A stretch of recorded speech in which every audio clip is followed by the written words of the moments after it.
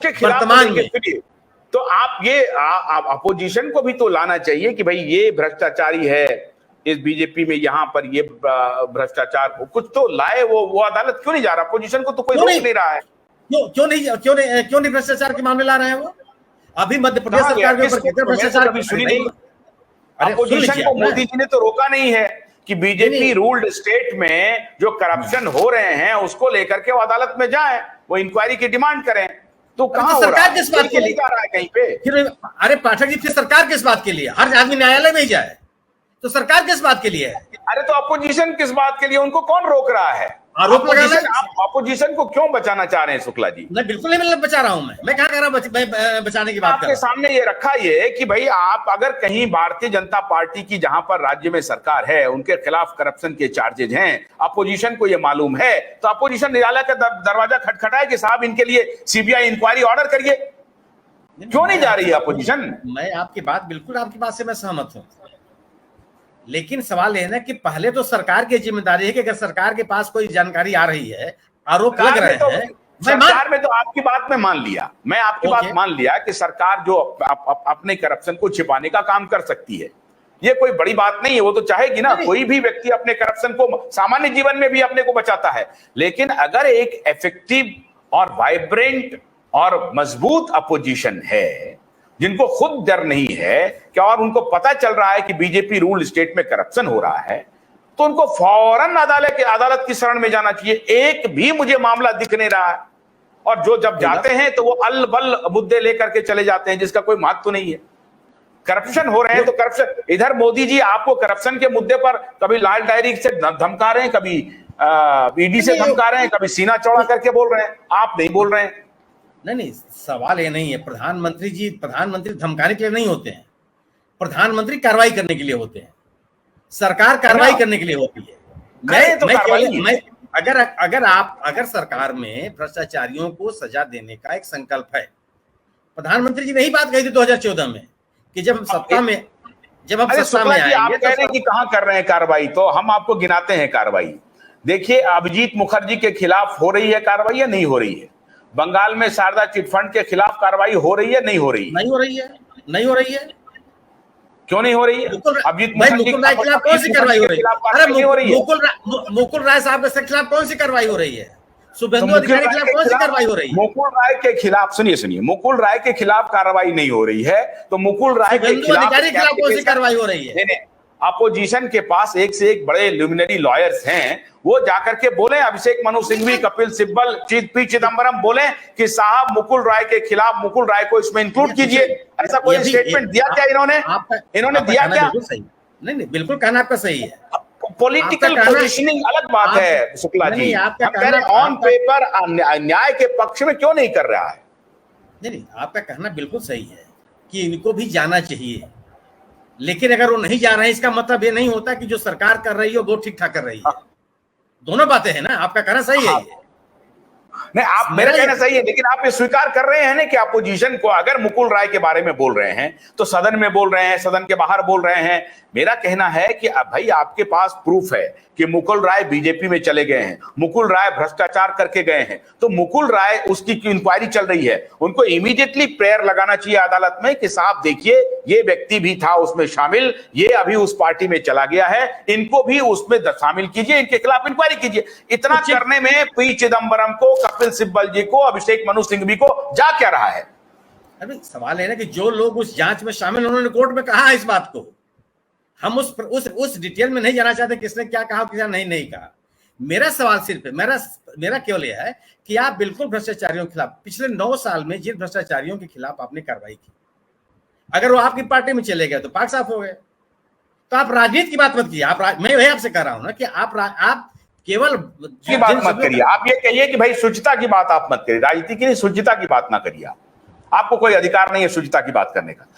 ये श्रीकांत जी, जो अभी शुक्ला जी ने कहा कि साहब ये है कि अपोजिशन को छोड़ दीजिए, आप क्यों ऐसा कर रहे हैं? भाई सीबीआई को तोता तो कांग्रेस के जमाने में कहा, मैं मानता हूं इस बात, लेकिन आप सीबीआई और ईडी का इतना दुरुपयोग क्यों कर रहे हैं? मान लीजिए उधर भ्रष्टाचार है, तो भारतीय जनता पार्टी के जिनके खिलाफ केसेस पेंडिंग है उनका भी तो कुछ इंक्वायरी कीजिए। इक्का दुक्का अभी आपने गुजरात का दृष्टांत दिया, ऐसा क्यों डिस्प्रोपोर्शनेट इंक्वायरी क्यों करवा रहे हैं प्रधानमंत्री जी? इससे उनके साख पर बट्टा लग रहा ही नहीं लग रहा है, क्यों कर रहे हैं ऐसा? देखिए, मुझे जहां तक लगता है कि सेलेक्टिव नहीं हो सकता। और जांच एजेंसियां सेलेक्टिव कैसे हो सकती हैं? क्या आप जांच एजेंसियों को सेलेक्टिव कह रहे हैं? इसका मतलब यह है कि आप मानते हैं कि पिछले 70 सालों से, जी मैं आ रहा हूं ना, उसी पर आता मैं, अभी उसी पर आता मैं। आप कहने सेलेक्टिव नहीं हो सकता, पूरी तरह नहीं, से मैं कह रहा हूं, क्या आप मानते हैं कि जांच एजेंसियों ने पिछले 70 सालों में चुन चुन के कार्रवाई की है?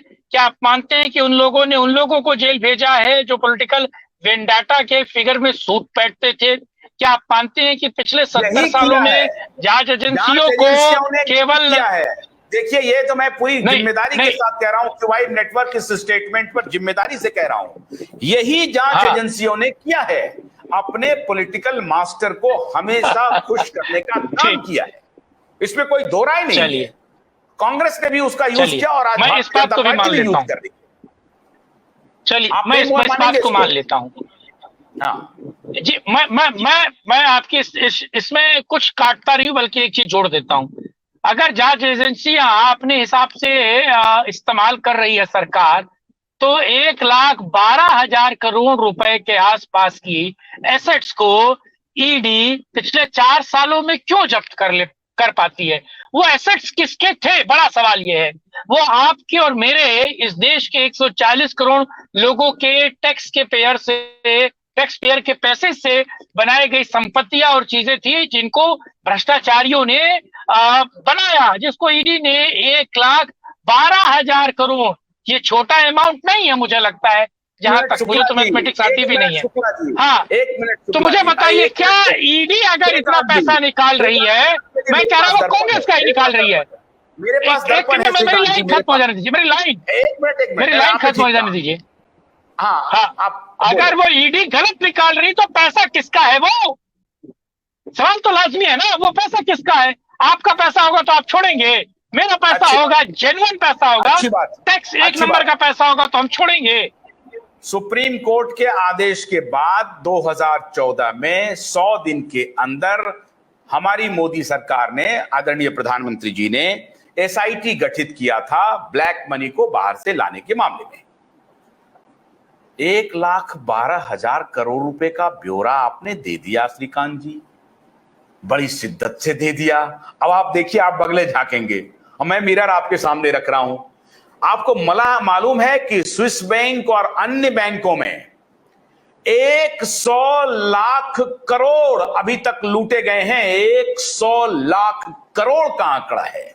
1 लाख पिछले 70 सालों में कह रहे हैं ना, पिछले 70 सालों में कह रहे हैं ना आप। ये भी जोड़ दीजिए ना, ये लाइन भी जोड़ दीजिएगा, मुझे भी क्लियर हो जाएगा सुनते वक्त। हाँ जी, बोलिए ना। क्या कि ये पिछले 70 सालों में जो पैसा जमा हुआ उसकी बात कर रहे हैं ना आप, स्विस बैंक में?